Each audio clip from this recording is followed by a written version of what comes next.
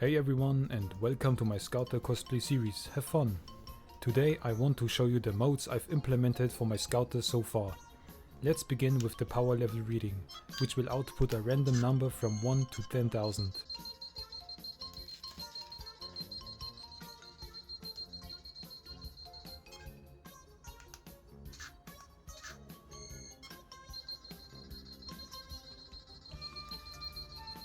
Now you'll see what happens when the power level is over 9000. The Scouter will flicker and break. The effect doesn't look that bad, right?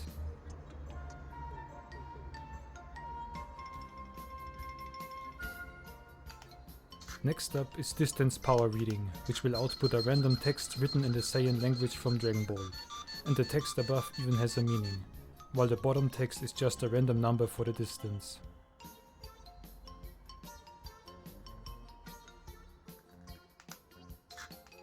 This is just a sample code for a triangle, and I've left it because it looks like the triangle is floating in a 3D space. Here we have temperature in degrees Celsius and noise level reading in decibels from my current environment. I'll upgrade this part later because it looks pretty blunt right now. The last thing I want to show you is cycling through pictures or logos. First we have the Ginyu Force symbol. Next up I've added the emblem from the Red Ribbon Army. Then you can also display the logo from Capsule Corp. For the last one I've decided to use Wiz signature from DragonBallSuper.